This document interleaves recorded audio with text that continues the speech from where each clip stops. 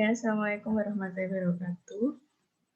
Waalaikumsalam warahmatullahi wabarakatuh. Nah, kita hari ini akan membahas mengenai kerja praktik sosialisasi ya. Mungkin teman-teman udah dengar atau udah ngerti gitu dari yang teman-teman kemarin gimana sih untuk kerja praktiknya. Nah, ini untuk pendahuluan dulu. Jadi di sini KP itu adalah mata kuliah wajib. Jadi memang harus diambil. Nah, ini memang KP harus ditempuh untuk menempuh tugas akhir atau skripsi. Jadi sebelum kalian ngambil TA atau skripsi, itu harus diambil dulu. Kemudian KP merupakan pelaksanaan implementasi ilmu perkuliahan dengan melakukan praktik kerja yang dilakukan di perusahaan atau instansi dengan jangka waktu tertentu. Kerja praktik mengacu pada kurikulum perguruan tinggi 2016 yang memiliki beban 2 SKS. Jadi kalau yang ini katanya kalian masih mengikuti untuk kurikulum yang KPT, belum yang kurikulum merdeka.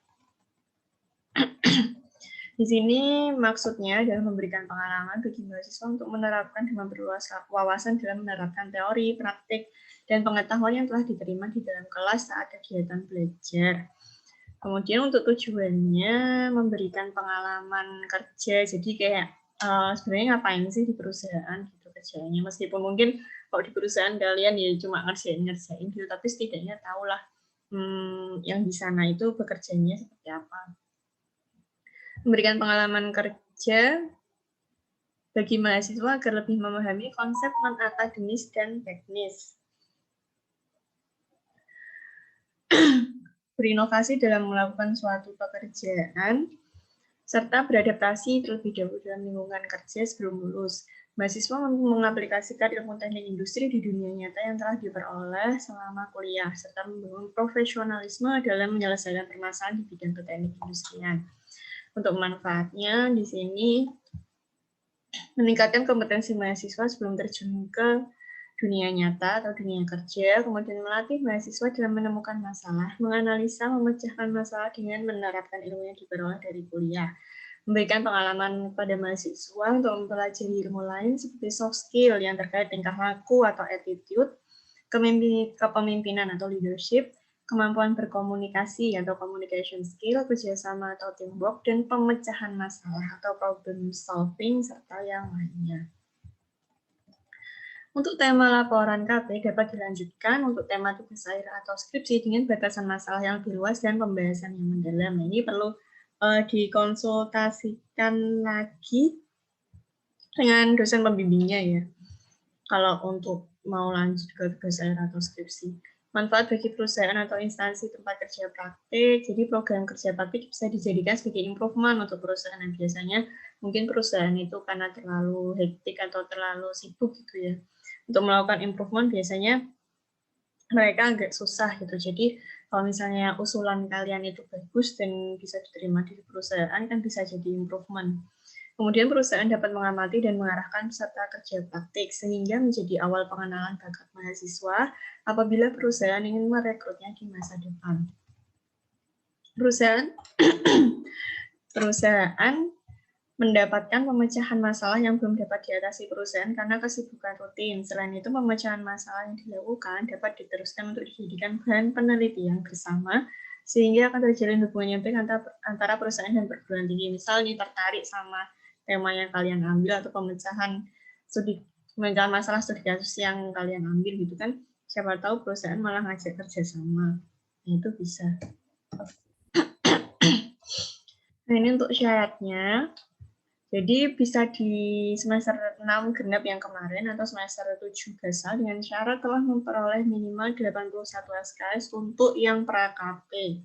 Jadi ini pra-KP yang semester 6 ya. Dan 101 SKS untuk yang telah entry ke arah SKP dengan IPK minimal 2, maksimal mendapat nilai D sebanyak 10% dari keseluruhan mata kuliah yang sudah diambil. Jadi ini keseluruhan mata kuliah yang sudah diambil itu misal 101 SKS itu 10%-nya berapa? Jadi kan 10. Nah, ini berarti tidak boleh sampai ada nilai D berjumlah 10 SKS. Paham sampai sini? Paham, Bu? Oke, kemudian lulus mata kuliah inti. Nah, ini ada ekonomi industri, perencanaan dan pengendalian produksi, statistik industri 2, dan atau sedang mengambil metodologi penelitian. Kan saya rasa udah ya, metodologi penelitian diambil di semester sebelumnya. Jadi, ini kemudian melampirkan fotokopi sertifikat, ada 3 sertifikat yang sesuai prodi, ada kuliah perdana, kuliah umum, kuliah tamu, dan bukti hadir pada seminar KP mahasiswa minimal 2 kali. Jadi teman-teman yang kalian udah ngumpulin di seminar-seminar kemarin, kan yang akhir-akhir kemarin banyak ya seminar itu bisa dilampirkan. Nah ini 3 sertifikat sesuai prodi itu ada kuliah perdana, kuliah umum, kuliah tamu. Nah problemnya kemarin adalah banyak yang hilang katanya. Kemudian nah ini terserah kalau misalnya kalian kuliah umumnya ada 2 kali, kuliah tamunya pas hilang gitu misalnya, itu bisa digantikan sama. Tapi kalau kuliah perdana harusnya ikut semua karena kan ini di awal harusnya ada. Kemudian dilaksanakan paling singkat 1 bulan dan paling lama 2 bulan, kecuali jika ada permintaan khusus dari perusahaan. Bagi mahasiswa yang mengikuti program internship atau magang dari perusahaan atau instansi maksimal 6 bulan, dapat digunakan sebagai pengganti kerja praktik dengan tetap membuat laporan. Jadi sama aja ya, karena memang kalian masih KPT, itu untuk magang industri ya hitungannya KP, bukan menyelesaikan 1 semester. Sampai poin 3, ada yang mau ditanyakan dari poin 1 sampai 3? Bu mau tanya, Bu. Ya. Yang ketiga ini kan dilaksanakan paling singkat 1 bulan. Kalau seumpama kurang dari 1 bulan udah selesai gimana, Bu? Jadi gini, yang namanya izin ke perusahaan itu KP itu paling tidak 1 bulan. Jadi kalau misalnya kalian itu sudah selesai apa dulu nih, laporannya atau apanya. Nah, padahal di surat pengajuan itu adalah paling tidak 1 bulan untuk melaksanakan KP. Nah, kalau misalnya memang di dalam KP itu kalian misal gercep banget, di awal-awal kalian udah ngambil data dan lain sebagainya udah selesai, terus kemudian minggu kedua sampai keempat kalian bikin laporan terus selesai, itu malah bagus gitu. Tapi kalau yang namanya pelaksanaannya itu adalah minimal 1 bulan untuk pelaksanaannya. Jadi izin ke perusahaannya itu adalah minimal 1 bulan. Ya, Bu, siap-siap. Oke. Ada yang mau ditanyakan lainnya?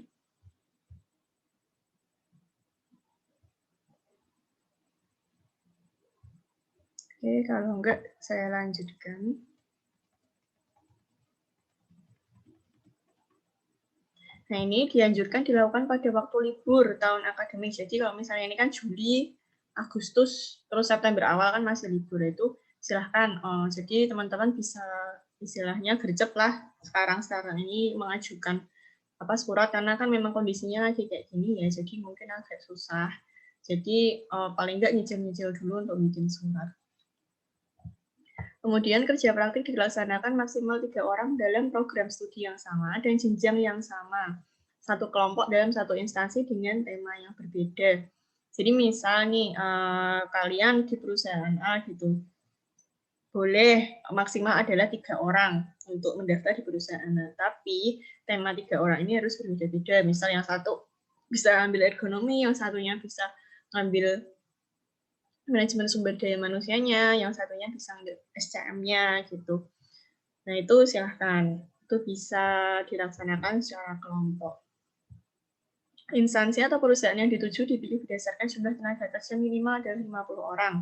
Diutamakan kegiatan utamanya berupa proses produksi barang atau manufaktur. Apabila mengambil KP di perusahaan jasa, harus mendapat persetujuan dari dosen pembimbing. Nah, jadi ini harus dikonsultasikan sama dosen pembimbing kalau misalnya kalian mau di perusahaan jasa. Jadi apa yang sesuai gitu. Sampai poin 6 ada yang mau ditanyakan? Tidak, Bu. Oke. Oke.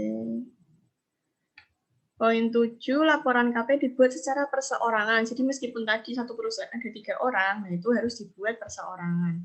Dan dikerjakan selama semester genap atau ganjil saat mengambil SKSKP. Jika laporan seminar tidak dikumpulkan sampai dengan masa berakhirnya semester, maka KP dapat diperpanjang ke 1 semester berikutnya. Jadi kayak yang kemarin ya, misal yang semester genap kemarin ada yang ambil, nah itu belum selesai nih di semester genap, itu bisa dilanjutkan di semester ganjil.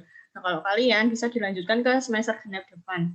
Tapi kalau misalnya belum selesai juga di semester genap depan, dan memperpanjang di semester ganjil, nah ini apabila mahasiswa belum selesai pada masa perpanjangan tersebut, maka KP harus diulang kembali. Jadi maksimal hanya 2 semester. Semua persyaratan administratif, pendaftaran, penunjukan dosen pembimbing, dan pembayaran yang pernah dilakukan dinyatakan tidak berlaku lagi. Jadi memang harus ngulang dari awal lagi. Jadi jangan sampai lah. Harusnya sih 1 semester bisa selesai. Gitu. Apalagi kan ini ya, kalau semester ini kalian udah banyak berkurang untuk mata kuliah yang diambil. Berarti untuk yang poin 7 garis besarnya, kalau misalkan kemarin sudah pengajuan untuk KP meskipun belum selesai, itu bisa melanjutkan tanpa mengurus lagi administrasi dan lain-lain gitu, Bu. Iya. Berarti tidak perlu kayak bayar SKS lagi gitu ya, Bu. Harusnya sih ya, cuma saya nggak tahu ya sistemnya. Aku nggak gitu paham untuk sistem pembayarannya. Kalau misalnya Kalau administratif bisa sih, nggak apa-apa, ntar kerepotan. Gimana? Kalau bisa sih nggak usah bayar SKS lagi, nanti kerepotan. Nah, itu saya nggak tahu, soalnya kan masalah SKS kan dari sana ya. Nanti coba tak ini tak tanyakan. Iya Bu, makasih. Tapi kalau untuk administratif di prodinya itu nggak usah daftar lagi. Jadi tinggal melanjutkan aja. Kemudian, tapi kayaknya kamu belum daftar ya ke prodi ya sih. Jadi saya nggak tahu kayak dosen pembimbing siapa sih. Tapi kemarin saya udah ambil SKS-nya sih Bu. Iya, tapi belum nanti, daftar kan? Jadi belum tahu dosennya. Dosennya kalian jenengan apa? Enggak, bukan saya. Nanti coba tak cek lagi. Soalnya udah bikin SK, cuma karena belum mendaftar, jadinya langsung tak plotin. Ada yang nanya. Untuk ketentuan pengambilan perusahaan, kemarin kan minimal 100 karyawan. Kalau misalkan 50. Peraturannya itu 50 ya, Mas. Kalau misalkan peraturannya itu sedikit dirubah gimana? Yang penting ikut ke perusahaan gitu. Jadi tuh kenapa minimal 50 biar kalian itu tuh istilahnya gini loh, untuk pengalamannya. Jadi misal kayak kamu cuma KP di perusahaan yang kayak dulu saya punya tetangga gitu, dia CV percetakan cuma 10 lah mungkin, apa 15 lah, nggak ada 20 gitu.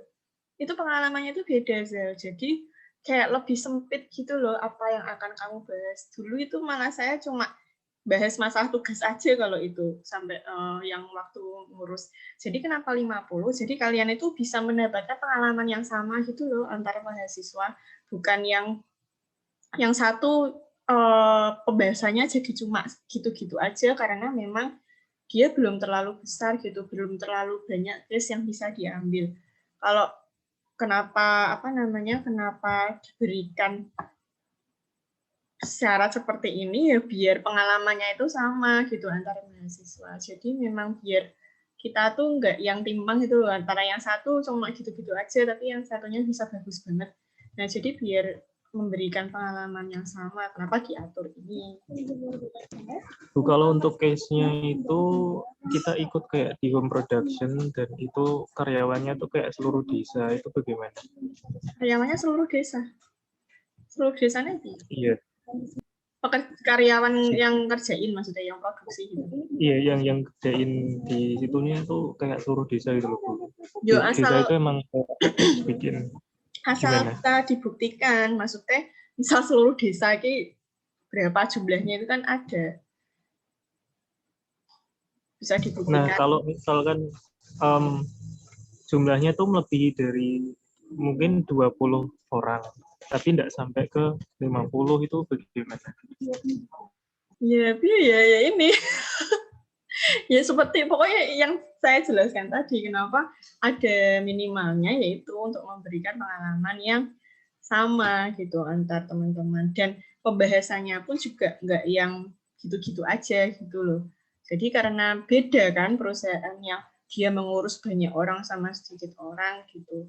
Dan studi kasusnya pun nanti kamu juga akan beda mesti kalau misalnya kayak gitu.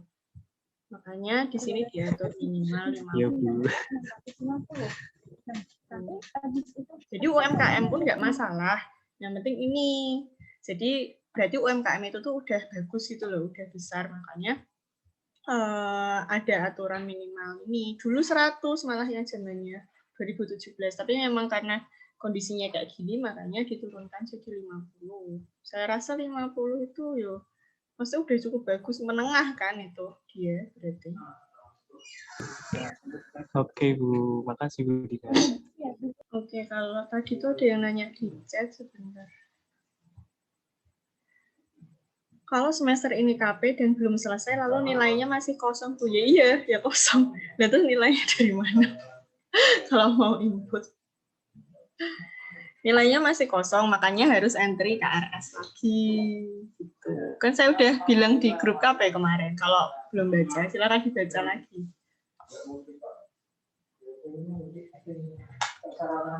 Oke, kemudian Kalau untuk pengambilan KP dan KKN dilakukan secara bersamaan itu bagaimana, Bu? gimana? Kalau untuk pengambilan KP dan KKN dilakukan secara bersamaan itu KKN ya boleh atau nggak tidak? masalah. Kan KKN nggak ada kaitannya sama KP. Yang berkaitan ini loh yang KKL ini. Tapi kayak agak ribet, Bu. Gimana? Kayaknya agak ribet kalau bersama-sama itu. Loh, ya monggo. Itu terserah kalian. Cuma yang KKN itu perlu digarisbawahi. Kemarin saya udah sempat bilang KKN itu hanya diadakan di semester ini untuk yang sekarang loh yo. Jadi nggak ada KKN gelombang 2. Itu. Jadi kalau saran saya untuk yang KKN sama KP lebih baik untuk KP-nya itu di liburan semester ini. Jadi biar nggak ganggu KKN-nya. Kan KKN kemarin karena online itu karena tadi tuh baru dapat SK saya. Kalau online itu dilaksanakan di perkuliahan. Kalau yang kemarin loh. Cuma kalau yang ini saya belum lihat lagi. Tadi sih baru dapat SK, cuma saya belum lihat lagi. Jadi itu saran saya, kalau misalnya mau ngambil KP dan KKN, yang KP lebih baik di liburan. Jadi nggak mengganggu perkuliahan. Saran saya sih begitu. Karena yang KKN kan cuma dilaksanakan sebulan juga, kalau nggak salah. Terus laporannya yang ngono-ngono tuh menurutku. Jadi kayaknya ya bisa sih kalau misalnya mau baru. Saya belum nemu SK-nya.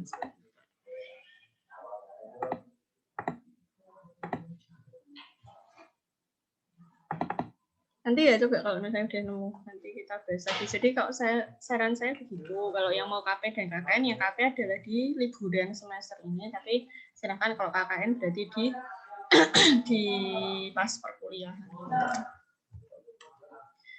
Kemudian di waktu pendaftaran, untuk mahasiswa yang telah input KRSKP, 2 SKS, ini paling lambat adalah 1 bulan setelah kuliah awal semester. Jadi memang diperkenankan untuk KP di semester berjalan. Maksudnya di pas pas kalian perkuliahan dimulai gitu. Tapi paling lambat adalah 1 bulan setelah kuliah awal semester.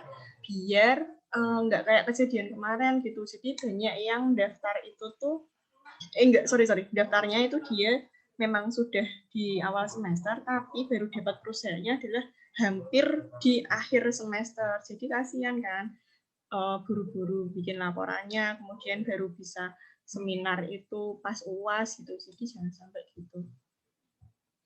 Kemudian ketika KRS, dan ini yang mulai pra-KRS itu kalian bisa silahkan. Dan ini pada hari kerja dengan konfirmasi ke dosen terkait, silahkan. Untuk waktu pendaftaran ada yang mau ditanyakan? Belum, Bu. Oke.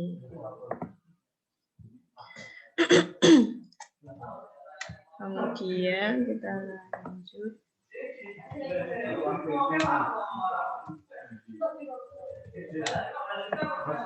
Alur pendaftaran ini yang perlu diperhatikan. Jadi mahasiswa mengisi dan menyerahkan formulir kerja praktik ke koordinator kerja praktik untuk pengecekan administrasi dengan melampirkan KRS cetak semester terakhir dari BAK, memenuhi persyaratan akademis. Jadi kalau misalnya kalian ini mau daftar besok banget nih mau daftar, nah itu kan transkripnya untuk yang semester kemarin belum ada ya, semester genap ini. Jadi bisa dilampirkan yang semester sebelumnya.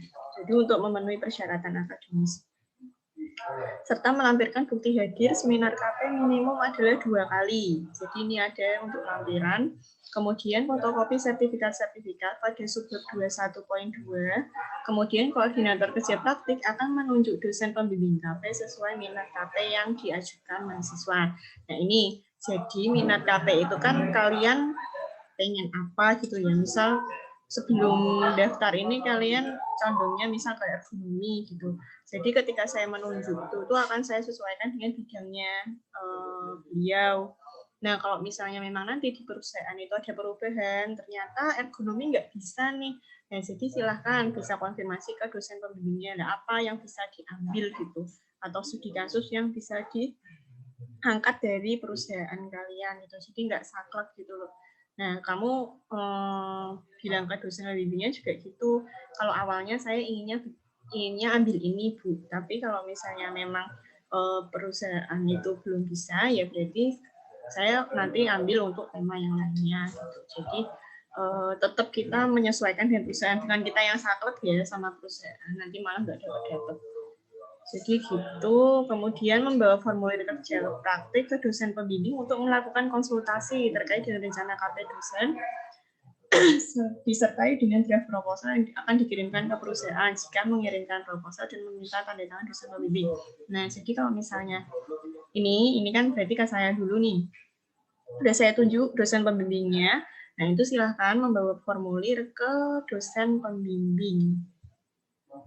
Nah, pas kalian membawa formulir ke dosen pembimbing itu, kalian bisa membawa proposal sekalian, contoh proposal yang akan saya ajukan gitu. Jadi nanti dosen pembimbing juga bisa mengoreksi proposal kalian. Kalau misalnya ada masukan-masukan atau koreksi atau yang lainnya, itu bisa diperbaiki dulu sebelum proposal dikirimkan ke perusahaan. Jadi memang ada beberapa perusahaan yang dia itu cuma surat udah oke, ada yang pakai proposal, tapi kebanyakan mayoritas itu tetap mereka minta proposal. Kemudian nantinya setelah kalian dapat tanda tangan dari dosen pembimbing, koordinator dan dosen pembimbing berhak untuk menolak pengajuan instansi berdasarkan pengalaman pelaksanaan kerja praktik terdahulu. Nah, jadi kan kalian nanti punya list juga nih perusahaan mana aja yang mau kalian datengin atau kalian daftar gitu. Nah, nanti akan dikoreksi lagi kalau misalnya dosen pembimbing atau koordinator kerja praktik itu nggak setuju, nah itu berhak untuk menolak pengajuan instansi. Jadi mending diganti aja. Apabila telah disetujui oleh koordinator KP, apabila telah disetujui oleh koordinator KP dan dosen pembimbing KP, maka mahasiswa mengajukan surat pengantar permohonan KP teknik industri dengan mengajukan surat tersebut ke koordinator KP untuk diparaf sebelum ditandatangani Kapoldi. Setelah diparaf, dapat meminta tanda tangan Kapoldi, kemudian diajukan melalui Sekretariat Fakultas Teknik UMK. Nah, ini formnya bisa di-download di teknikumk.ac.id. Nah, ini adalah webnya teknik. Jadi ini yang surat diajukan untuk kalian minta surat ke fakultas, karena surat itu dari fakultas. Meminta tanda tangan sekretariat pada form pengajuan KP ketika pengambilan surat permohonan dari fakultas dan mengisi nomor surat pada formulir pendaftaran KP. Sampai sini ada yang mau ditanyakan? Bu, mengenai yang proposal perusahaan, itu kan tadi Bu Dina bilang tidak semua perusahaan harus menyertakan proposalnya. Jadi kalau misalkan ada satu perusahaan yang tidak perlu menggunakan proposal, itu hanya cuma memintakan surat itu aja berarti Bu? Kita tidak usah bikin proposal gitu? Ada yang gitu soalnya. Tapi memang mayoritas itu butuh proposal, mayoritas. Jadi berarti untuk proposalnya itu tidak wajib ya Bu, maksudnya menyesuaikan Tergantung dari perusahaan, permintaan perusahaannya gitu ya Bu. menyesuaikan perusahaan. Misal kamu telepon dulu atau by email gitu. Jadi apa yang perlu dilampirkan. Ternyata mereka jawabnya itu, oh oke, kirim surat aja gitu. Nah, itu kan berarti kalian nggak perlu proposal kan. Nah, beda lagi kalau misalnya kalian lagi coba-coba nih, belum ngubungin, belum apa. Nah, itu biasanya mereka langsung jadi surat sekalian dilampirkan proposal. Kalau teman-teman yang kemarin sih gitu. Kalau saya dulu juga waktu itu langsung, jadi langsung ngirim gitu loh ke tempatnya. Jadi nggak tanya-tanya dulu, itu langsung ngirim surat sama proposal. Biasanya gitu. Untuk proposal, contoh proposal itu permintaan magangnya bisa dilihat di mana Bu? Mungkin kamu bisa ini ya, tanya ke teman-teman. Oh, yang sudah itu KP. Kak, saya juga nggak ngasih kok kemarin. Jadi mereka sendiri yang bikin, makanya perlu dikonsultasikan ke dosen pembimbing. Apakah memang sesuai, atau harusnya yang benar seperti apa nih kalau misalnya bikin proposal itu. Silahkan bisa dikonsultasikan. Jadi nggak yang jalan dewe-dewe gitu. Karena yang kemarin kebanyakan kayak gitu. Akhirnya pas pengerjaan itu malah bingung sendiri karena dia milihnya di tempat ini, terus habis itu mah bingung sendiri gitu loh, dia ngerjain apa gitu malah bingung. Nah, ini sebaiknya dikonsultasikan benar-benar untuk proposal ke masing-masing pembimbingnya. Makasih Bu. Oke, ada yang ditanyakan lagi dari yang lain?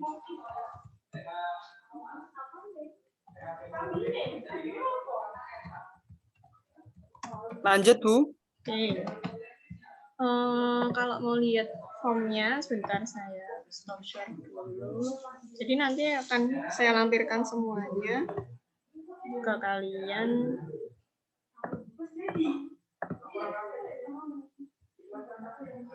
Nah, ini formnya. Jadi silahkan diisi namanya, email, NIM, nomor kontaknya, kemudian pilihan KP-nya itu mau apa, yang pra-KP atau KP yang setengah KRS. Dan itu yang pra-KP, ini persyaratannya minimal 81 SKS, kemudian IPK minimal 2, ini pasti, lulus mata kuliah inti maksimal D, 10% dari transkrip. Ini saya ngecek semuanya. 3 sertifikat prodi dan bukti hadir seminar 2 kali. Nah, ini sama untuk KPKRS, yang beda hanya minimal SKS-nya. Nah, ini sedang ambil MK Metokol atau sudah ya, kan kalian udah di semester ini, jadi berarti sudah. Kemudian nah ini yang bidang minat studi kalian sebelum mengajukan tuh sebenarnya mau pengennya apa gitu. Terus ini nanti akan saya tunjuk dosen pembimbingnya. Nah, ini kalian wajib melampirkan print out transkrip.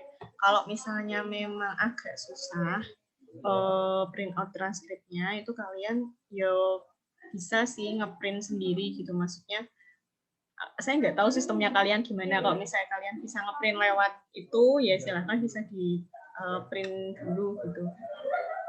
Kemudian kalau sudah dapat tanda tangan saya di sini, kalian ke dosen pembimbing. Nah, ini konsultasi masalah rencana lokasi, rencana topik, rencana waktu pelaksanaan, dan draft proposal. Nah, ini yang tadi ya saya bilang kalau diperlukan. Tapi kalau misalnya kalian bikin proposal, perlu istilahnya diasistensiin ke dosen pembimbing. Ada yang tanya bedanya pra-KP sama KPKRS, tadi mungkin baru join ya. Jadi kalau pra-KP itu adalah saat ini, sebelum kalian entry KRS. Kan kalian belum entry KRS nih, dari tanggal sekian. Dan nanti kan baru tanggal 26 kalau nggak salah jatuhnya industri. Nah, kalau misalnya belum entry KRS, persyaratannya ini, karena transkripnya itu masih ngikut yang transkrip semester ganjil lalu kan transkripnya. Semester genap kan belum keluar. Makanya untuk pra-KP ini pakainya adalah minimal 81 SKS. Tapi kalau yang KPKRS itu berarti kalian sudah entry KRS, sudah ada nih KRS-nya. Isinya adalah kalian sudah ngambil KP, kemudian print out transkripnya berarti adalah print out transkrip yang baru, yang sudah termasuk di semester genap. Gitu. Masih bingung? Bingung nggak? Kalau pembayarannya KP itu gimana, Bu? Pembayaran kan Admin. ngikut pembayaran KRS. KRS. Oh iya, Bu. Pembayaran tetap ngikut KRS. Gitu. Oke. Nah, ini kalau misalnya sudah selesai, kemudian lokasi sudah diketahui, terus proposal sudah dibikin. Nah, itu silahkan kalian yang tadi ya bikin print surat tadi yang template-nya di web Fakultas Teknik. Nah, itu nanti dari sekretariat akan mengeluarkan surat yang dari Fakultas Teknik. Silakan bisa dimintakan tanda tangan kalau kalian itu sudah mengambil suratnya. Kemudian setelah itu kalau kalian perlu nih ada surat izin kuliah, silakan bisa diberikan ke saya. Jadi ini ya, ada permohonan dari fakultas, kemudian surat penerimaan perusahaan asli dan kopi. Nah, ini yang asli nanti kalian yang bawa, dan kopi nanti saya yang bawa. Ini surat permohonan dari fakultas itu jangan lupa di-copy dulu. Nah, jangan lupa di-copy dulu. Kemudian ini surat izin kuliah kalau memang perlu, itu silakan dimintakan tanda tangan. Ada yang mau ditanyakan?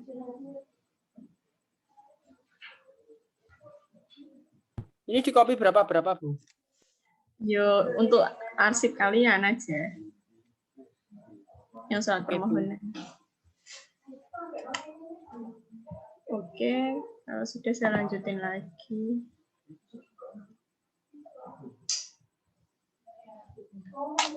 Itu tadi ya yang formulirnya. Nah, ini loh, nanti download di sini. Kemudian, nah ini. Jadi mahasiswa mencari dan menghubungi sendiri instansi atau perusahaan untuk tempat kerja praktik. Jadi teman-teman bisa nyari, bisa by email dulu atau telepon dulu. Atau kalau misalnya udah kenal gitu ya silahkan bisa langsung mengajukan. Kemudian mahasiswa mengirim surat permohonan dapat disertai dengan proposal kerja praktik jika diperlukan, kopi atau scan terlebih dahulu surat permohonan KP dari fakultas. Jadi kalau misalnya kalian nggak sempat ngopi nih, silahkan di scan dulu. Jadi nanti bisa langsung di print atau apa kalau misalnya butuh-butuh. Kemudian apabila mahasiswa diterima atau mendapat balasan permohonan KP oleh perusahaan, maka bisa kembali ke koordinator dengan membawa form pengajuan KP, menunjukkan fotokopi surat permohonan dari fakultas yang tadi yang saya omongin di box yang paling bawah tadi. Kemudian surat asli dan kopi penerimaan KP dari perusahaan, dan meminta tanda tangan ke koordinator KP bagi mahasiswa yang meminta surat izin kuliah dan dikopi sesuai mata kuliah yang diikuti. Kemudian diberikan kepada dosen yang bersangkutan. Nah, ini kalau kalian KP-nya itu di saat kalian sudah masuk kuliah. Tapi kalau di liburan, saya rasa nggak perlu untuk melampirkan atau meminta surat izin kuliah.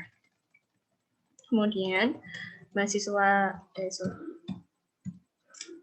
melaksanakan KP sesuai dengan rentang waktu yang diujukan pada surat permohonan maupun proposal. Kalau misalnya memang ada perubahan, misal perusahaan bisanya tanggal sekian sampai sekian, ya silakan diubah lagi untuk mungkin kalau ada perlu perubahan surat atau apa ya. Pokoknya apa yang perusahaan, pokoknya kita yang menyesuaikan perusahaan kalau untuk KP ini karena kan memang susah nyarinya.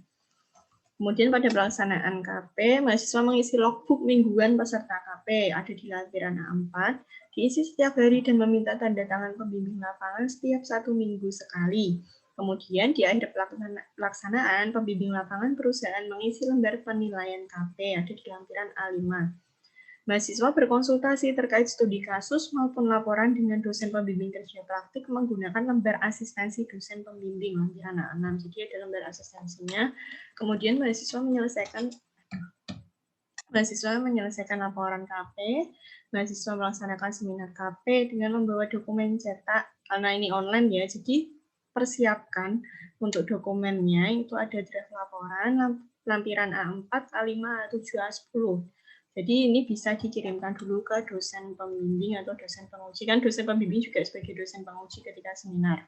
Kemudian A11 untuk peserta seminar yang datang. Nah, jadi kalau misalnya ini kan kalian mungkin by Zoom ya kayak kemarin, itu jangan lupa untuk nge-screen absensi atau kalian bikin absensi sendiri misal melalui Google Form atau apa, itu nanti dilampirkan juga. Kemudian mahasiswa mengumpulkan laporan KP dan membawa bukti penyerahan laporan KP di lampiran A13. Nah, ini lampiran-lampiran ini nanti akan saya share juga. Nah, ini untuk yang logbook mungkin ya, yang perlu saya share. Logbook.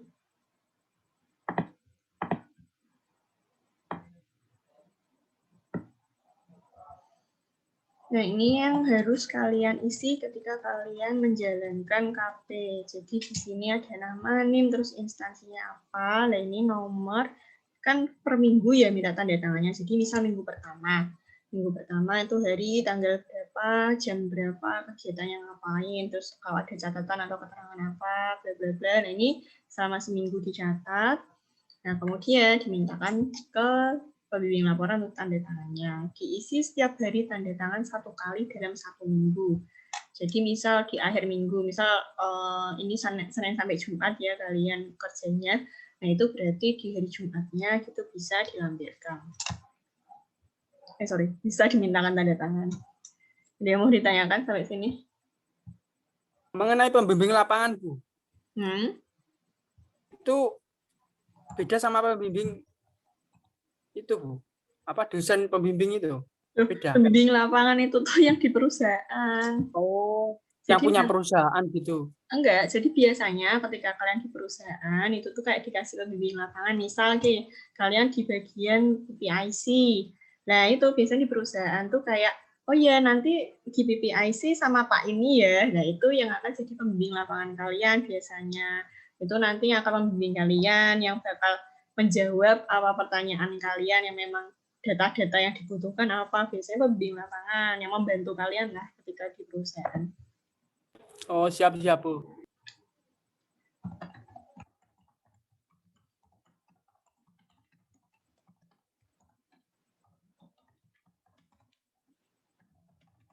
Oke.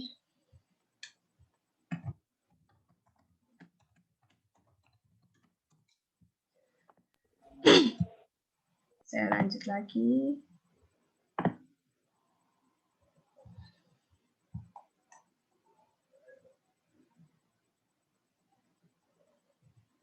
Mungkin ini ya, penilaian. Nah, ini jangan lupa. Jadi kalau lembar penilaian dari perusahaan ini memang tergantung ya perusahaannya. Jadi ada yang mau langsung ngasih ketika kalian selesai, ada yang maunya laporannya dulu, baru dikasih gitu. Nah, ini lembar penilaian kerja praktek, nama perusahaannya apa, kemudian nama pembimbing perusahaannya siapa, yang tadi loh yang pembimbing lapangan tadi, itu jabatannya apa, memberikan nilai kepada siapa, nama mahasiswanya, NIM-nya. Nah, ini beliau yang di sana pembimbing perusahaan bisa mengisi ini. Jadi ini pengisiannya kalau misalnya nanti kalian ditanyain, misal keaktifan nilai kalian 80, komunikasi nilai kalian berapa, kepribadian berapa gitu kan. Nah, nanti mereka ngasih ini nilainya nanti dikalikan oleh persentase ini. Persentase, terus nanti jumlah di sini adalah P dikali N. Nah, ini perkaliannya persentase dengan nilainya. Nah, ini kalau udah semua dijumlah, jadi nanti akan keluar hasilnya berapa. Misal nanti hasil akan keluar 89,5. Jadi ini adalah yang benar-benar nilai dari perusahaan. Tuh.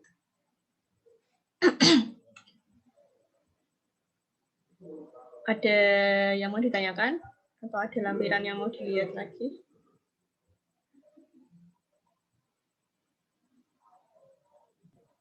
Penilaian yang P tadi, maaf yang N tadi bagaimana Bu? Itu penilaiannya diambil dari 1 sampai 100 atau berapa?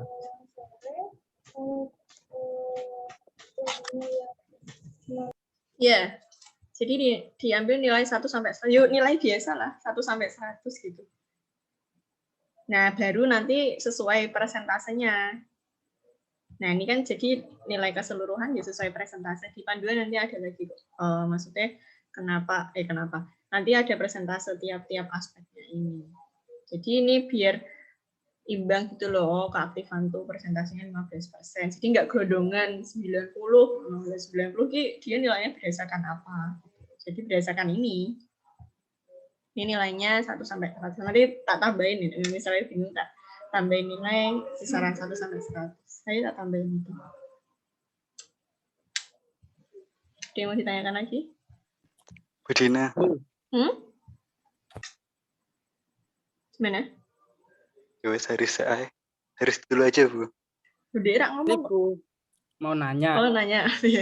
Ya, seumpama ya terjadi kejadian yang nggak contoh, itu di salah satu KP ada seseorang yang jengkel gitu Bu. Terus dia ngasih nilainya jelek semua, gimana Bu? Jangan sampai lah ada gitu KP yang itu berarti kalian bangeti banget nih kayak gitu. Makanya harus dijaga attitude-nya. Nanti akan ada ini hal-hal yang tidak boleh dilakukan ketika KP. Kan itu banget kayak gitu. Kenapa orang tidak suka? Berarti kita melakukan suatu kesalahan ya. Nggak mungkin kita nggak ngapa-ngapain tapi ada orang yang nggak suka gitu. Seumpama kejadian itu nggak disengaja gitu loh. Ya itu akan ada nilai juga dari kita, dari dosen pembimbing, tapi itu 50%. Jadi untuk yang perusahaan ini ada 50%, dosen pembimbing itu nilainya 50%. Jadi hati-hati lah, jangan sampai kayak gitu. Jangan mikir yang nggak baik-baik lah. Ya kita tuh pendaftar ke sana dengan maksud baik, bekerja dengan baik, menjaga attitude dengan baik, yaitu makanya tadi adalah kalian kan tujuannya untuk ini kan soft skill, membangun attitude juga. Attitude itu termasuk soft skill. Bagaimana menjaga attitude atau kalian attitude bahasa Inggrisnya apa sih mau? Kayak sikap kalian gitu loh, menjaga sikap kalian itu gimana? Jangan sampai lah. Jangan usah berpikiran aneh-aneh.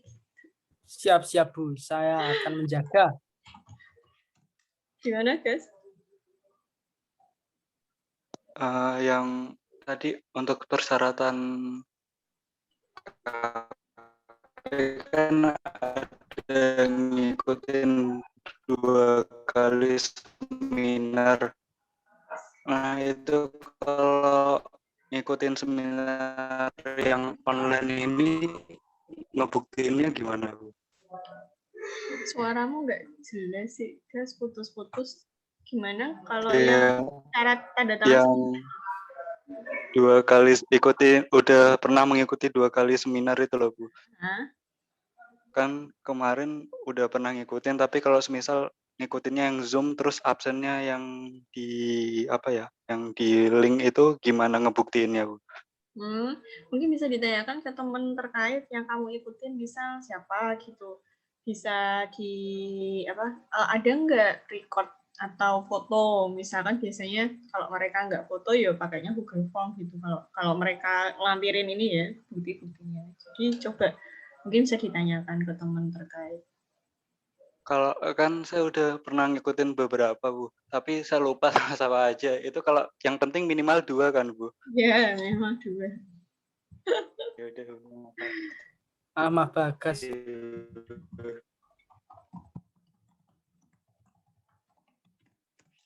Oke, saya lanjutkan.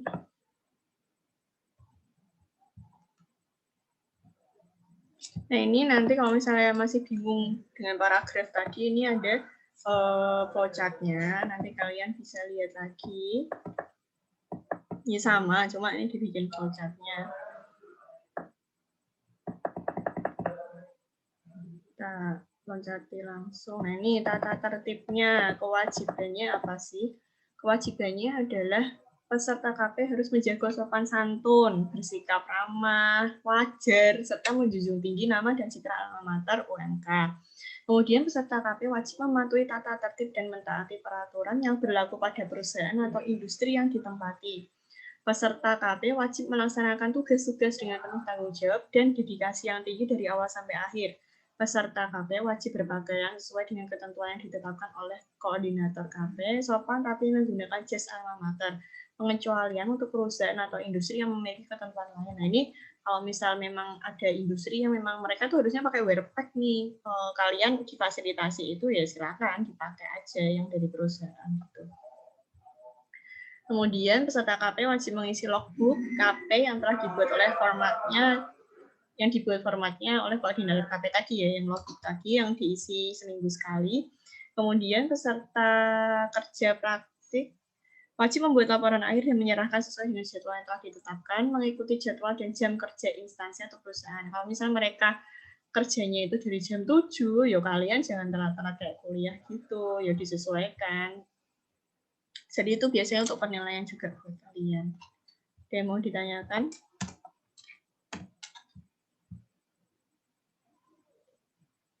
Terus sama ini ya, jadi misal nih kalian itu berencana atau sudah bilang ke pembimbing KP, misal Bu saya mau temanya ini yang mau diambil gitu. Tapi ketika udah sampai perusahaan tuh nyaranin, kamu mending ngerjain ini deh gitu. Soalnya kita lagi butuh nih misal untuk pengolahan data ini gitu.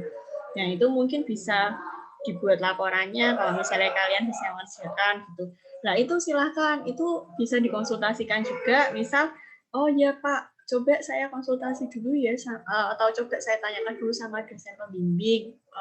Jadi kayak antusias gitu loh tetap aja. Jadi kemarin itu ada kayak yang dikasih tema malah dari perusahaannya itu malah sebenarnya bagus. Jadi mereka percaya gitu sama kalian. Malah dia nggak mau, malah pengennya tema yang mau diambil itu jangan kayak gitu. Itu malah kayak menolak sesuatu yang baik gitu loh. Nah itu jangan sampai menolak tantangan tuh. Nah, menolak challenge ya. Jadi jangan kayak gitu. Nah itu bisa, oh ya Pak, mau coba saya tanyakan ke dosen pembimbing saya ya, kalau misalnya memang beliau bisa membantu atau ya istilahnya ngomong sing apik lah ya caranya gitu. Tapi jangan menolak. Tetap saya konsultasikan dengan dosen pembimbing. Kalau misalkan ada case yang kayak gitu terus kita menerima, itu nanti dalam penyelesaiannya bakal dibantu dari dosen pembimbing atau bagaimana tuh kalau misalnya ada kesusahan? Biasanya dibantu dua-duanya itu tetap sana ya bantu, sini ya bantu. Makanya kan perlu dikonsultasikan. Misal apa yang perlu diketahui sama dosen pembimbing, oh berarti ini nih kalau misalnya ada data yang diberikan apa yang kurang begini-begini kan bisa dipahami juga. Jadi perlu dikonsultasikan.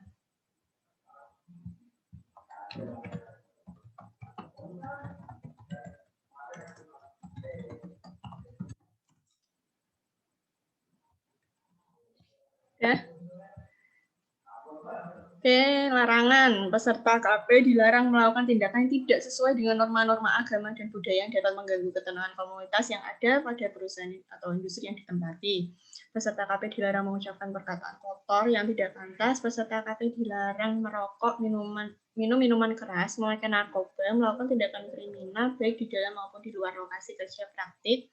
Kemudian peserta KP dilarang menggunakan handphone berlebihan pada saat bekerja. Jadi yang biasanya naik kuliah, HP-an, terus itu jangan kayak gitu. Maksudnya menghargailah mereka kerja, kita juga sama-sama kerja. Gitu.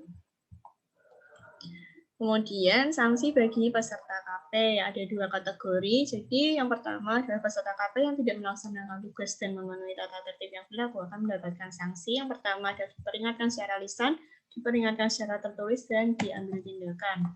Kemudian, peserta KP yang merugikan kelompok atau mencemarkan nama baik program studi maupun universitas tanpa melalui peringatan sebelumnya akan diambil tindakan langsung berupa penarikan peserta KP dari lokasi dan dinyatakan tidak lulus. Dan yang kedua adalah berupa tindakan lain yang disesuaikan dengan ketentuan dan peraturan yang ada. Oke, paham ya kalau misalnya yang itu, ya intinya bersikap sesopan mungkin, dijaga attitude-nya gitu. Kalau misalnya suka celeng-celeng sama dosen itu dikurangi, karena mereka kan nggak tahu gitu ya, kita kan belum tahu karakternya pasti. Gimana? Itu saya masih belum paham, Bu. Kerja praktek itu di situ penelitian apa ikut kerja gitu, Bu? Jadi gini loh, kalian tuh biasanya kan, makanya ini di proposal, itu kan kalian misal mau pengennya apa gitu. Nah, itu jadi kerja sekaligus bikin penelitian. Jadi saya itu misal ditempatkan dari sana atau kamu minta, itu misal ditempatkan di maintenance. Berarti kalian itu mempelajari di bagian maintenance-nya itu seperti apa, misal pekerjaannya apa, job desk-nya itu apa aja. Oh, kalian tahu gitu loh, ternyata ketika di bagian maintenance ini, ketika quality control, merekanya kurang ini nih, nah itu bisa diangkat jadi apa namanya studi kasus kalian, jadi kayak gitu. Nah, yang dinamakan ketika kerja di sana itu, kalau misalnya kalian biasanya itu kadang disuruh bantu ini, minta tolong ini ya, ini gitu, maksudnya nggak yang buat laporan gitu, tapi apa itu kan termasuk pengalaman kerja buat kalian. Gitu.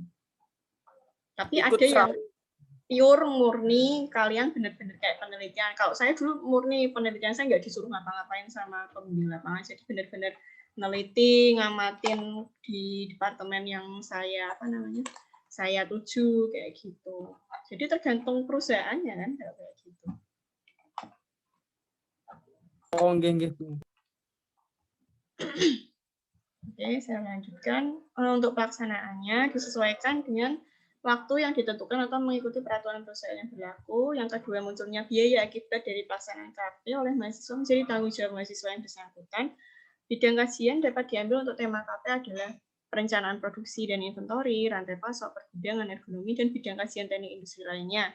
Pengecualian jika mahasiswa mendapatkan arahan pembahasan dari pembimbing KP perusahaan. Nah, ini yang saya bilang tadi.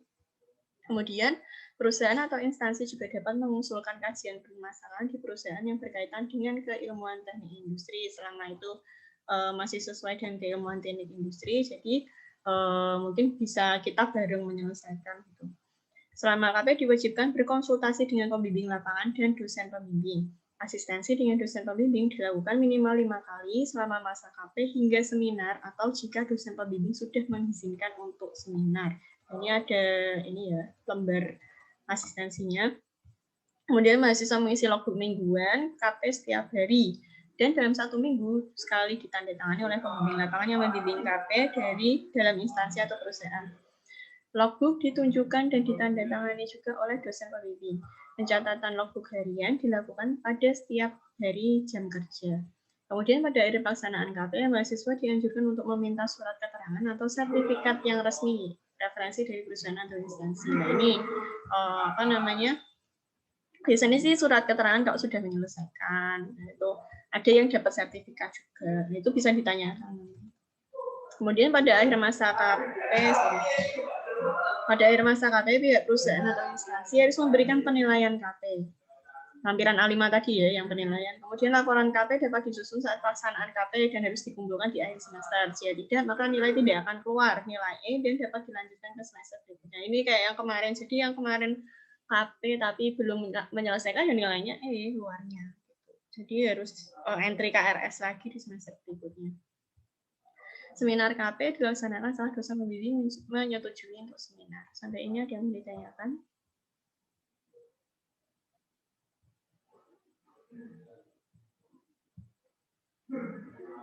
Oke, saya lanjutkan. Bab 3, laporan dan evaluasi. Mahasiswa tidak diperkenankan membuat laporan KP yang sudah pernah dibuat oleh mahasiswa lain. Jadi kalau misalnya mau lihat yang kemarin, bisa ngecek di sini. Kemudian apabila mahasiswa ternyata harus mengganti judul KP yang telah dilaporkan ke dosen pembimbing, maka mahasiswa tersebut wajib melaporkan kembali judul dan topik yang baru ke dosen pembimbing. Laporan bukan hanya merupakan penjabaran dari kegiatan KP yang telah tercatat dalam logbook, tetapi merupakan penjabaran studi kasus dan analisa pemecahan masalah yang ada di tempat KP, dapat berupa usulan sistem. Nah ini, mungkin tadi yang sama Mas Haris itu, jadi bukan cuma penjabaran tok, kalian tuh di sana ngapain, tapi memang harus ada penjabaran studi kasus dan analisa pemecahan masalah. Kemudian penyusunan laporan harus diselesaikan dalam semester yang sama saat pengambilan KP dalam KRS. Apabila laporan belum dapat diselesaikan, maka dapat memperpanjang KP maksimal ke semester berikutnya untuk entry KRS KP kembali. Dianjurkan untuk menulis laporan selama masa kerja praktik sehingga pada hari terakhir pada kerja praktik laporan dapat diselesaikan. Informasi yang dikumpulkan selama KP dan menyangkut data proses, produksi, dan manajemen yang bersifat rahasia hanya boleh digunakan untuk tujuan analisis dalam laporan KP. Apabila digunakan untuk tujuan-tujuan lain, peserta KP akan dikenakan sanksi akademik dan bila mana perlu akan dikenakan tindakan hukum. Makanya KP ini tuh nggak dibuat kayak jurnalnya itu, karena kadang ada yang nggak boleh dikeluarkan, itu ada rahasia dari perusahaan yang nggak boleh di-post.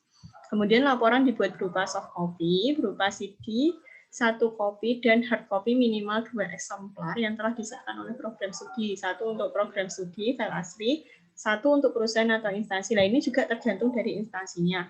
Kalau di perusahaan atau instansi itu nggak butuh laporannya, berarti kalian hanya nyetak 1 yang utama untuk prodi. Tapi kalau kalian pengen nyetak untuk diri kalian sendiri, ya monggo.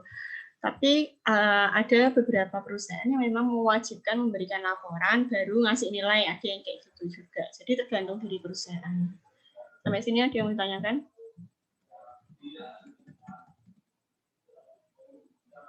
Oke, saya lanjutkan. Evaluasi akhir KP, jadi persyaratan mengikuti ujian seminar KP adalah dosen pembimbing menyetujui untuk seminar dibuktikan dengan pernyataan ACC atau seminar yang ditulis oleh dosen pembimbing pada lembar asistensi. Kemudian mempersiapkan draft laporan KP yang telah disetujui dosen pembimbing. Lampiran A4, A5, atau A10 diberikan ke dosen penguji. Dan ini penguji itu sama ya di pembimbing. A11 untuk peserta seminar yang datang. Kemudian tata cara pelaksanaan seminar KP, presentasi bersifat terbuka serta dapat dihadiri oleh publik. Peserta seminar terdiri dari dosen pembimbing, peserta seminar minimal 10 orang, dan pemakalah. Jadi 10 orang itu adalah teman-teman kalian. Terserah sih, mau teman angkatan, kakak kelas, adik kelas, itu terserah. Kemudian moderator dan notulen dapat ditunjuk dari salah satu peserta seminar. Nah, ini minta tolong ke temennya. Jadi kalau misalnya kalian riwah gitu ya, mau nyatetin pertanyaan atau apa gitu, itu bisa minta tolong teman buat jadi moderator dan notulen. Kemudian pemakalah mempresentasikan laporan KP secara individu. Presentasi maksimal 60 menit termasuk dengan acara tanya jawab. Namun apabila masih diperlukan pembahasan lebih lanjut, diserahkan kepada dosen pembimbing masing-masing. Jika memungkinkan, publik diperkenankan untuk mengajukan pertanyaan di akhir presentasi. Ini teman-temannya harus nanya. Kemudian perbaikan laporan, apabila setelah pelaksanaan seminar dirasa perlu dilakukan perbaikan laporan, maka dosen pembimbing dapat mengusulkan perbaikan laporan. Oke, mau ditanyakan sampai ini? Oke, saya lanjutkan untuk penilaian tadi ya. Nah, nilai KP diberikan oleh dosen pembimbing KP dan pembimbing lapangan. Komponen penilaian KP adalah sebagai berikut. Untuk dosen pembimbing atau program studi, presentasi ada 20%, penulisan laporan ada 15%, kepribadian 10%, studi kasus 25%, dan pemecahan masalah ada 30%. Nah, untuk pembimbing lapangan atau perusahaan, di sini keaktifan 15%, komunikasi 10%, kepribadian 25%, studi kasus 20%, dan pemecahan masalah 30%. Mahasiswa dinyatakan lulus KP minimum dengan memperoleh nilai C. Mahasiswa yang memperoleh nilai di bawah C harus mengulang pelaksanaan KP dari awal. Ini kebangetan ya. Kalau misalnya nggak dapat A itu atau mentok-mentok B lah. Maksud segitu parahnya sampai KP bisa dapat nilai. Susah, Bu. Hah? Yang Susah. Enggak, KP itu enggak susah. Kalau kalian tuh banyak referensi gitu loh, mau baca beberapa jurnal gitu. Kalau KP susah, TA-nya gimana? Skripsinya gimana? Makin susah. Karena pembahasan KP itu lebih kecil dibandingkan skripsi. Jadi nggak mungkin yang bisa dapat nilai C. Ini ada format penulisan dan lampiran dalam laporan. Di sini ketentuan penulisan laporan, kertas, sampul, format penulisan. Kertas ada A4, HVS 70 gram, sampul adalah warna biru muda, dilaminasi atau berupa soft cover. Jadi jangan ada yang nanya lagi, kemarin mau ada yang mau mau jilid itu baru nanya, apakah ada ketentuan untuk warna covernya, padahal di sosialisasi itu sudah diberitahu. Sampulnya warna biru muda, dilaminasi dengan soft cover, bukan hard cover. Kemudian spasinya adalah 1,15 antar baris. font times New Roman, normal ukuran 12, marginnya adalah margin kiri 4 cm, margin atas kanan bawah adalah 3 cm. Kemudian nomor halaman letakkan di tengah bawah dengan angka Romawi 2, 3, 4, dan seterusnya, mulai dari halaman setelah halaman judul sampai dengan halaman sebelum bab 1 pendahuluan. Jadi yang awal itu ya, daftar isi, bla bla bla itu sebelum bab 1 itu di tengah bawah. Kemudian nomor halaman dengan angka 1, 2, 3 diletakkan di tengah bawah pada setiap halaman bab. Jadi bab 1, bab 2, bab 3. Jadi misal ada tulisan bab 1. Nah, itu dia nomor halamannya di tengah bawah. Tapi setelah bab itu nomor halamannya diletakkan di kanan atas. Jadi kalau yang pas bab 1 itu adalah halamannya adalah di tengah.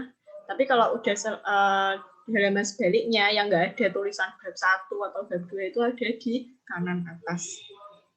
Itu bisa dipakai dengan split page atau insert page number-nya itu dibuat baru, itu bisa. Banyaklah tutorialnya ini, karena memang ini standarnya kayak gitu untuk laporan-laporan. Bab dan judul bab dicetak dengan huruf besar atau uppercase, kayak bab 1 pendahuluan, itu dicetak uppercase atau huruf besar. Istilah asing dicetak miring atau italic. Nah, ini yang paling sering lupa. Gambar atau tabel diletakkan di tengah atau center, judul tabel diletakkan di tengah atas tabel, judul gambar diletakkan di tengah bawah gambar. Ini kayak laporan biasa ya. Nah, ini untuk format, kelengkapan, dan urutan penulisan laporan. Nah, ini jangan nanya lagi covernya kayak gimana. Dari kemarin tuh ada, yang salah. Formatnya ini untuk penulisan cover ini nih. Jadi Times New Roman 18 bold spasi 1,5 ini. Yang pertama ngomong laporan kerja praktik, studi kasusnya di PT SIZ. Kemudian logonya ini ukurannya sekian. Nah, ini disusun oleh siapa, nama, NIM, ketentuannya ini. Terus ini tuh apa ya namanya, saya lupa, catatan kaki apa-apa gitu. Jadi nanti kalau misalnya mau jilid, itu ngomong sama mas-masnya, mas yang samping, bagian sampingnya itu dibuatnya kayak gini formatnya. Ada judul, ada NIM, ada prodi, kemudian ada logonya. Mereka udah paham kalau yang di fotokopian. Jadi ini yang format samping. Samping yang jilitannya tuh loh, bagian jilitan itu. Nah, ini yang bagian cover depan. Ini ada template-nya sendiri. Jadi ini saya pisah filenya, itu ada cover, itu bisa dipakai. Kemudian halaman pengesahannya, ini bisa dipakai. Nama, NIM, judul, disahkan hari, kapan. Itu mengetahuinya Kaprodi dan dosen pembimbing. Kemudian ada halaman pengesahan laporan KP perusahaan. Nah, ini jika diperlukan ya, kadang perusahaan nggak perlu. Kadang ada yang perlu. Nah, ini kalau diperlukan bisa pakai ini. Kemudian kata pengantar, bla bla bla, daftar isi. Contohnya seperti ini, daftar tabel seperti ini, daftar gambar seperti ini, daftar lampiran, bab 1 pendahuluan, berisi latar belakang, perumusan masalah, tujuan penulisan, batasan masalah, tempat dan waktu pelaksanaan, serta sistematika penulisan. Kemudian bab 2 ada tinjauan pustaka, ada dasar teori untuk 2.1, kemudian untuk 2.2 itu mengenai perusahaan atau instansinya. Bisa berupa profil perusahaan, kemudian yang kedua adalah deskripsi sistem industri. Jadi apapun, info apapun yang diberikan perusahaan tentang profilnya, misal sejarah profil, visi misi, struktur organisasi, tugas dan wewenang organisasi, dan penjelasan unit atau bagian tempat tugasnya KP. Kalau misalnya ada yang lebih dari ini, silakan dicantumkan atau ditampilkan, nggak apa-apa. Misal kayak kemarin ada yang mencantumkan, produknya apa, terus proses ini ya, untuk proses proses produksinya seperti apa, itu silahkan dicantumkan. Pokoknya info-info yang kalian dapat dari perusahaan bisa dicantumkan di sini. Dan ini untuk yang poin 222, ini ada deskripsi sistem industri atau perusahaan. Nah, bisa sistem organisasinya, HRD-nya, kemudian marketingnya, manajemen pemasaran. Jadi informasi yang bisa kalian dapat di perusahaan silahkan dicantumkan. Sampai sini ada yang mau ditanyakan? Oke, metodologi penelitian seperti biasa ya. Jadi ini nggak harus kayak gini, nggak harus mulai studi pendahuluan penelitian. Jadi disesuaikan sama penelitian kalian gitu. Bisa pengambilan datanya gimana, pengolahan datanya gimana, usulan perbaikannya gimana, kesimpulan sarannya gimana, disesuaikan. Nah, ini tahapan penelitian juga perlu dijabarkan ya, jadi nggak cuma flowchart. Nah, ini tahapannya itu seperti apa, jadi secara detail diomongin di subbab 3.2. Kemudian bab 4, pembahasan dan analisis. Jadi yang pertama, kalian mendefinisikan masalah yang ditemukan bisa pembahasan lebih lanjut. Jadi studi kasus, gambaran besarnya itu tuh apa sih yang kalian ambil. Kemudian 4.2 itu pengumpulan data. Kemudian tools-nya apa dalam mengumpulkan data, terus datanya apa, terus berkuing 4.3 pengolahan data, penjabaran pengolahan data beserta tools atau metode yang digunakan. Yang 4.4 adalah analisis, jadi pembahasan hasil pengolahan data beserta analisisnya. Ya udah paham lah ya kan, kalian udah ngerjain laporan praktikum. Kemudian kesimpulan dan saran di bab 5, itu kesimpulannya ya seperti biasa, tuliskan apa yang perlu disampaikan sebagai penutup untuk menunjang kesimpulan dan saran. Kesimpulan harus menjawab tujuan. Kemudian saran yang dapat diberikan kepada perusahaan atau instansi untuk perbaikan ke depannya, serta saran untuk pengembangan penelitian. Nah, ini sarannya berkaitan sama ini kayak usulan kalian. Oke, ini yang penulisan daftar pustakanya. Nah, ini kalau misalnya memang ada yang belum dicantumkan di sini untuk penulisan daftar pustaka, silahkan bisa kalian. Oh, nah misalnya nulis berupa apa namanya website. Nah, ini kan udah ada website kayak gimana. Terus untuk buku harusnya udah ada. Nah, ini kalau buku gimana? Ini udah diberitahukan di sini. Terus ini lampiran-lampiran yang perlu dilampirkan di laporan. Bisa dibaca ya. Ini enggak apa namanya yang dari fakultas, so jangan langsung dikasihin dulu, tapi bisa di-scan dulu atau difoto dulu. Jadi nanti bisa di-copy atau di-print ulang. Kemudian surat balasan dari perusahaan, surat izin kuliah kalau perlu, kalau liburan nggak perlu ya.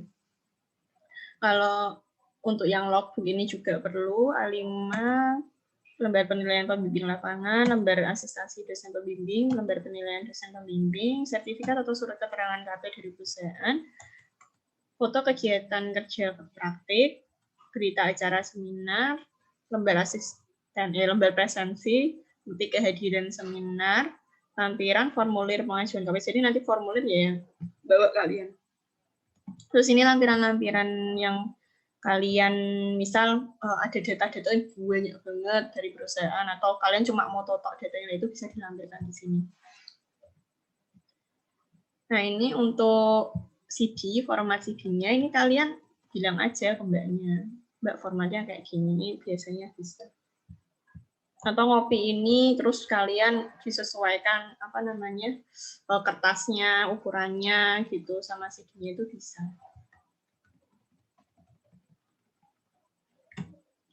Untuk lampiran ini ya, untuk yang di CD, bentuk soft copy, PDF, dan dokumen berisi lengkap seperti yang terdapat dalam laporan hard copy. Masing-masing digabungkan dalam satu file. Isi dimulai dari cover depan sampai dengan lampiran-lampiran. Jadi jadikan satu, lampiran-lampiran itu jadikan satu dalam satu file. Kemudian untuk lampiran-lampiran berbentuk dokumen asli, di-scan dan dimasukkan ke dalam laporan sesuai urutannya. Untuk lembar pengesahan dilampirkan setelah ditandatangani oleh dosen pembimbing dan kaprodi teknik industri dengan cara di-scan. File PDF dan Word diberi nama file KP NIM bulan tahun seminar. Contoh KP 2017-57030, bulannya adalah 12, tahun seminarnya adalah 2020.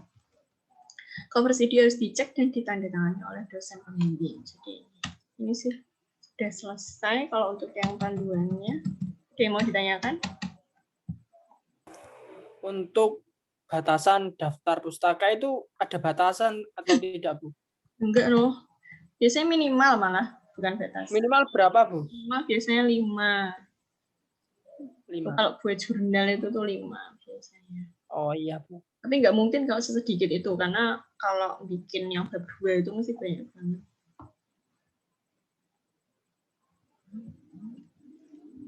Oke, mau ditanyakan lagi? Mungkin saya kasih info tambahan karena masa pandemi ini mungkin agak susah. Jadi untuk yang di-share tadi, yang sebelum share screen yang barusan ini, itu filenya ada di Sunan ya, Bu? bukan Sunan. Nanti saya Apa post videonya. Tapi kalau misalnya memang perlu di Sunan ya, nanti saya post di sini. Ya, filenya aja nggak apa-apa, Bu.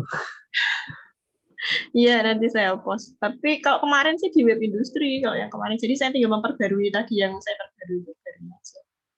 Jadi mesti saya kasih linknya kok. Nah ini kalau dilaksanakan pada libur semester ganjil, ini ya, dengan online bisa interview ke perusahaan lewat Zoom atau disertakan dokumen pendukung aturan KP online dari perusahaan, kemudian data sekunder berupa kuesioner dan lain-lain atau meminta data perusahaan. UMKM diperbolehkan dengan tenaga kerja minimal 50 orang, ya sama ya 50 orang tadi. Jika ada perusahaan yang menerima untuk KP di tempat, sertakan surat keterangan perusahaan bahwa perusahaan tersebut menerapkan protokol new normal untuk KP. Kemudian kalau dilaksanakan semester berjalan atau perkuliahan, nah itu sebenarnya ini semua udah semua ya, karena kemarin ada SK kalau misalnya karena masa pandemi ini untuk yang KP disarankan mereka ngambil sesuai domisili atau di sekitaran Kudus. Kemudian syarat 3 dan 4 pada poin A disertakan. Jadi sama syaratnya.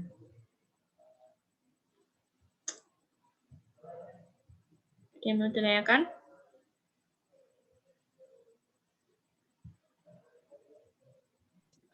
Belum ada, Bu. Nanti saya share untuk ini ya, grup KP-nya pakai yang lama, nggak masalah.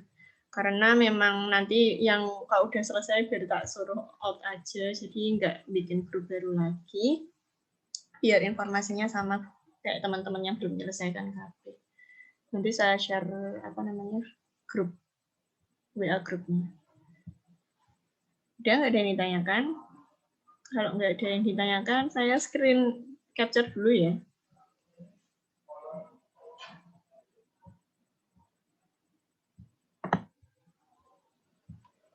Yang lain videonya mungkin?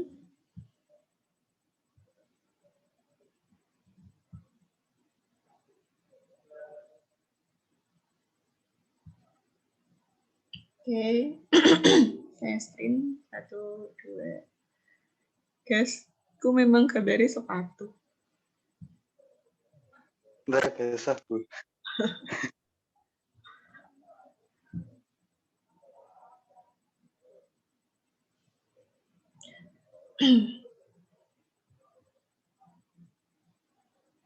Oke, 1, 2, 3.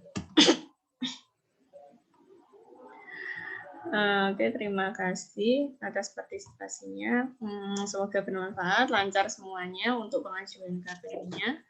Assalamualaikum warahmatullahi wabarakatuh. Waalaikumsalam warahmatullahi wabarakatuh. Waalaikumsalam warahmatullahi wabarakatuh.